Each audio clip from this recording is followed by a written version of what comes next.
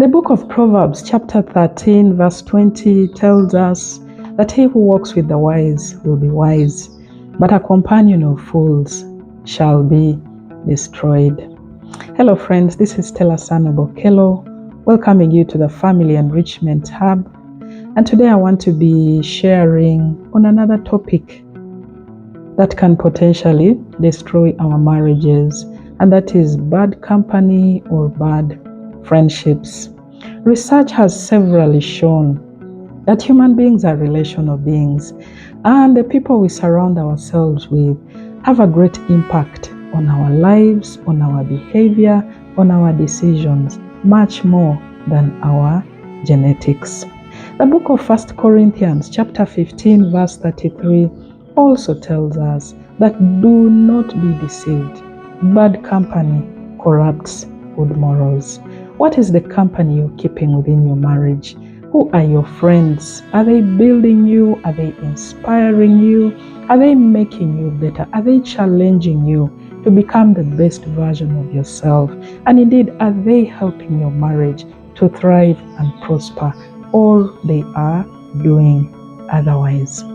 Allow me to share some of the characteristics of bad company and indeed bad friends that we need to be aware of within our marriages.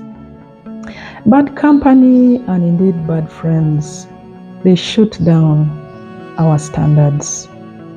They do not have respect for our value system. And like I mentioned in one of the videos on beliefs, values, and standards, that everybody needs to have standards that they live by, that protect their life. And so when you notice the company you're keeping is friends that want to shoot down your standards, that undermine what you hold so dear to you, that is not company for you to be keeping, because eventually it will rub down even on your marriage. Bad company and bad friends are people who do not respect the honor and integrity of your spouse. They see negatives. They just see bad things only in your spouse. They don't respect the fact that you are married and you love your spouse. They throw negative comments. They do not promote and support you within your marriage. That is not company that you should be keeping. Bad company is also people who are very critical of people, critical of situations around them, critical of everything around. Because generally the principle is people who are too critical of others before you, they will also be critical of you in your absence before others. And so when you notice somebody is always very critical, very harsh, very rash with their words where others are concerned, that is not a positive company for you to keep. Bad company comprises of people who are negatively competitive. In life, I believe everybody is running with certain personal goals that you want to achieve. Now, when you notice your friends are people who measure their success basing on your personal goals, their success is dependent on how closely they are achieving the things that you're achieving. That is company to avoid. They are negative and they will rub off badly onto you and indeed onto your marriage. People who do not make you better, they don't inspire you to grow, they don't challenge you to shoot higher and indeed become the best version of yourself within your marriage or within your personal goals and decisions. That is not company that you should be keeping, because they will keep you on the same level season after season, year after year.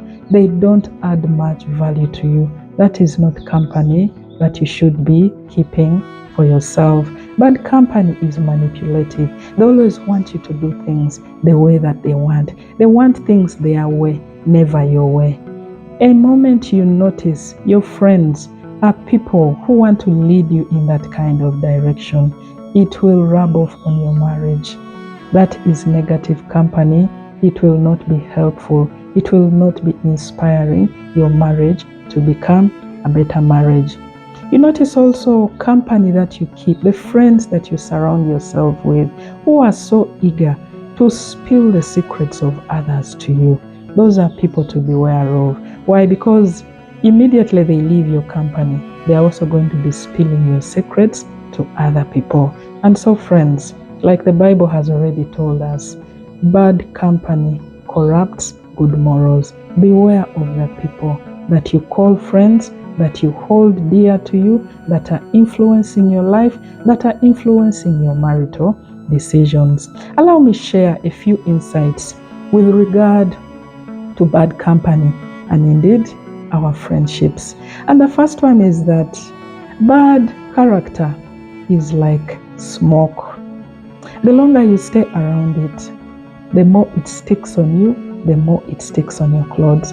For those of us who have had the opportunity to cook in a typical village kitchen where you're using firewood generates a lot of smoke. The longer you stay in that smoke, the more the smell of the smoke sticks to you and sticks to your clothes. That is what bad company does to us. Another thing is that you are generally the average of the friendships that you keep. Like they say, show me your friends and I will show you who you are. Show me your friends and I will show you your destiny. Friends have a way that they impact the decisions that we make. They have a way that they impact the way we live. They have a way that they impact the totality of our lives. And so we need to beware. The people that we are calling our friends and indeed our company, are they making us better? Are they making us to strive higher? Are they making us to shoot high so that we can be able to achieve really big in our lives and within our marriages? The book of Matthew chapter 18 from verse 8 to 9, the Lord was speaking and telling his disciples that if you have an eye which is causing you to sin, pluck it out. If you have a hand that is causing you to sin, cut it off, because it is better to enter life with one eye and indeed with one hand than to enter with both of them to be destroyed. The Lord was talking about personal behaviors, personal habits that can be a distraction to you. So if your personal habits can be a distraction to you, how much more can bad company be a distraction to you? We need to prune off people who are not helpful to us, people who are not making us better, people who are not improving us. Because immediately we prune them out of our lives, we are going to be much more productive and much more fruitful in our personal lives and even within our marriages. Avoid people who make you to compromise. Like I've already mentioned, anybody you notice is eager for you to fall into trouble, to come down on your guards that you have built around yourself. Is not good company for you to keep. Also, watch the people that you follow. Watch the movies that you watch, the music that you listen to. Why? Because bad company is not just people. It includes the things we surround ourselves, the things that influence us, the entertainment that we enjoy, the pleasures that we indulge in. All that speaks to our company because it influences us spiritually, physically, mentally, and psychologically. For instance, if you're so accustomed to watching movies that celebrate and indeed glorify adultery, before long, you will be adjusting your values.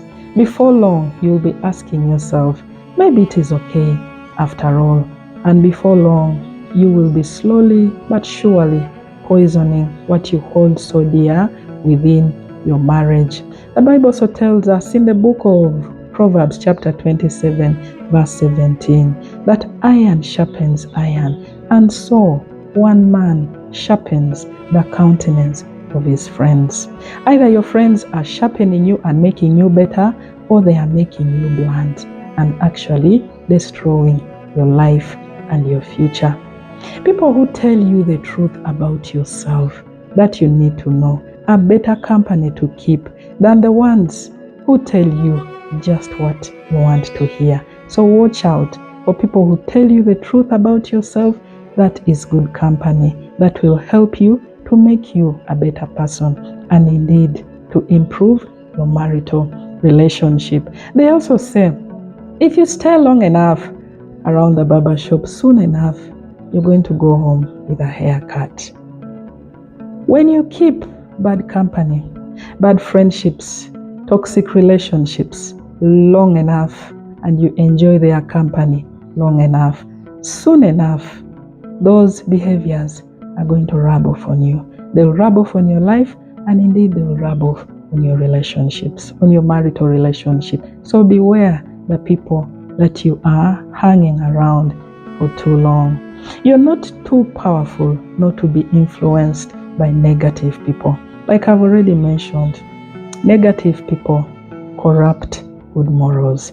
The longer you stay around them, the more you're going to pick up their behaviors. So beware, because like I've already mentioned, none of us is God, none of us is an angel.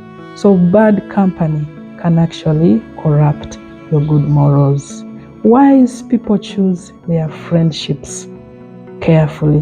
They don't just take on anybody to become their friend, because they know that he who walks with the wise will be wise, but the companion of fools will be destroyed.